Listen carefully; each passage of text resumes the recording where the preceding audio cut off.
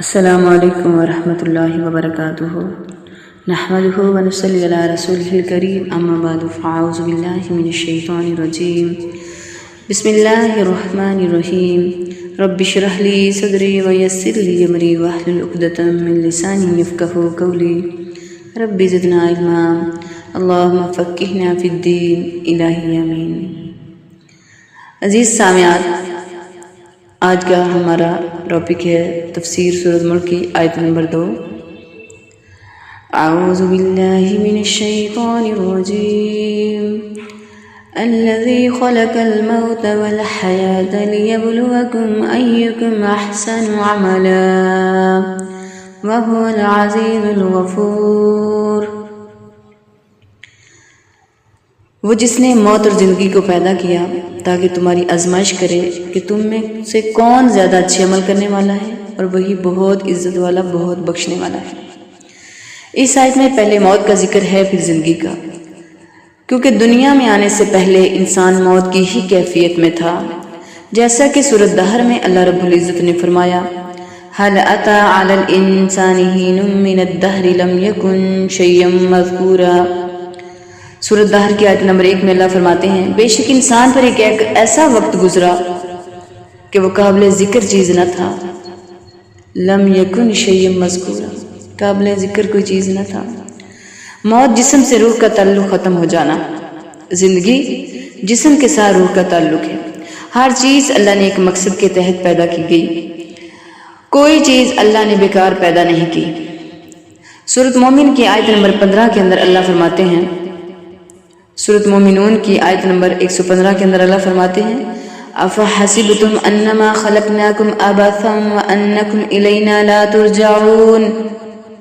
تو کیا یہ سمجھتے ہو کہ ہم نے تمہیں بیکار بنایا اور تمہیں ہماری طرف لوٹ کر نہیں آنا؟ اسی طرح زندگی اور موت کا بھی ایک مقصد ہے، تاکہ اس کے ذریعے اللہ امتحان لے کہ کون اچھے اعمال کرتا ہے۔ ایکم احسن عملا، کون اچھے عمل کرتا ہے۔ سورۃ زاریات کی آیت نمبر 56 کے اندر اللہ فرماتے ہیں وما خلقت الجن والانس الا لیعبدون، میں نے جنوں اور انسانوں کو اپنی عبادت کے لیے پیدا کیا ہے۔ اللہ کا قانون ہے کہ وہ کسی پہ زبردستی نہیں کرتا، بس راہ دکھا دیتا ہے، اور اس راہ کو اختیار کرنے کا فیصلہ انسان کے ہاتھ میں رکھا ہے۔ سورۃ دہر کی آیت نمبر 3 میں اللہ فرماتے ہیں انا ہدیناہ السبیل اما شاکرا و اما کفورا، ہم نے انسان کو راہ دکھا دی ہے، چاہے تو شکر گزار بن جائے یا اللہ کے ساتھ کفر کر دے۔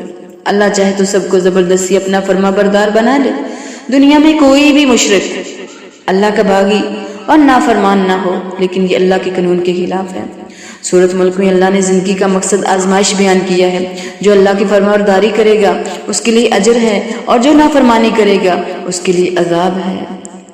ایکم احسن عملا، احسن عمل وہ ہے جو خالصتاً اللہ کے لیے ہو، اللہ کی رضا کے لیے ہو، اور سنت رسول صلی اللہ علیہ وآلہ وسلم کے مطابق ہو، وہ احسن عمل ہے۔ اللہ میں احسن عمل کرنے کی توفیق عطا فرمائے۔ سوال ہے عمل کی قبولیت کی 3 شرائط۔ عمل کی قبولیت کے لیے کچھ شرائط ہیں، اور وہ ہیں 3۔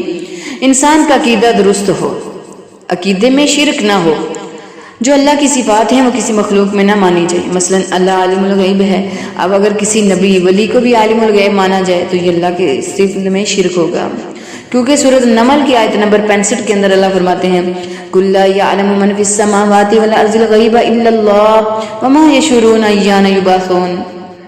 اے نبی صلی اللہ علیہ وآلہ وسلم، فرما دیجئے اللہ کے سوا آسمان اور زمین میں کوئی غیب نہیں جانتا۔ اللہ کی صفت ہے کہ وہ مشکلات کو دور کرتا ہے، فریاد رسی کرنے والا ہے۔ یہ صفات کسی مخلوق میں ماننا بھی شرک ہوگا۔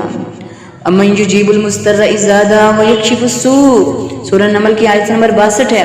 کون ہے جو بے بس کی فریاد کو سنتا ہے اور اسی کی پریشانی کو دور کرتا ہے؟ کون ہے؟ اللہ تعالیٰ ہی غوث اعظم ہے، سب سے بڑا فریاد سننے والا، شفا بھی اللہ کے ہی ہاتھ میں ہے۔ سورہ شعراء آیت نمبر 80 وَإِذَا مَرِضْتُ فَهُوَ يَشْفِينِ، اور جب میں بیمار ہوتا ہوں تو وہی مجھے شفا دیتا ہے۔ عمل میں اخلاص کا ہونا بہت ضروری ہے، صرف اللہ کی رضا مقصود ہو۔ حدیث نبوی صلی اللہ علیہ وآلہ وسلم، رسول اللہ صلی اللہ علیہ وآلہ وسلم سے پوچھا گیا، ایک آدمی اظہار شجاعت یعنی بہادری کے لیے لڑتا ہے، دوسرا حمیت کی وجہ سے لڑتا ہے، تیسرا ریاکاری کے لیے لڑتا ہے، ان میں سے اللہ کے راستے میں کون ہے؟ آپ صلی اللہ علیہ وآلہ وسلم نے فرمایا جو شخص اللہ کے کلمے کی سربلندی کے لیے جہاد کرے وہ اللہ کے راستے میں ہے۔ یہ سنن ترمذی کی 1646 حدیث ہے۔ اسی طرح صحیح بخاری کی حدیث نمبر 1 ہے، نبی کریم صلی اللہ علیہ وآلہ وسلم نے فرمایا انما الاعمال بالنیات، تمام اعمال کا دار و مدار نیت پر ہے، اور ہر عمل کا نتیجہ ہر انسان کو اس کی نیت کے مطابق ہی ملے گا۔ عمل کا سنت رسول صلی اللہ علیہ وآلہ وسلم کے مطابق ہونا ضروری ہے۔ سورۃ کہف کی آیت نمبر 103 اور 104 کے اندر اللہ فرماتے ہیں قُلْ هَلْ نُنَبِّئُكُم بِالْأَخْسَرِينَ أَعْمَالًا الَّذِينَ ضَلَّ سَعْيُهُمْ فِي الْحَيَاةِ الدُّنْيَا وَهُمْ يَحْسَبُونَ أَنَّهُمْ يُحْسِنُونَ صُنْعًا۔ اے نبی صلی اللہ علیہ وآلہ وسلم کہہ دیجئے کیا ہم تمہیں بتائیں کہ اعمال میں سب سے زیادہ خسارہ پانے والے کون لوگ ہیں؟ وہ لوگ جن کی ساری کوشش دنیا کی زندگی میں برباد ہوگی، حالانکہ وہ یہ گمان کر رہے ہیں کہ وہ اچھا کام کر رہے ہیں۔ جو بھی نیکی اور بدی تھی وہ اللہ کے رسول صلی اللہ علیہ وسلم نے بتا دی تھی۔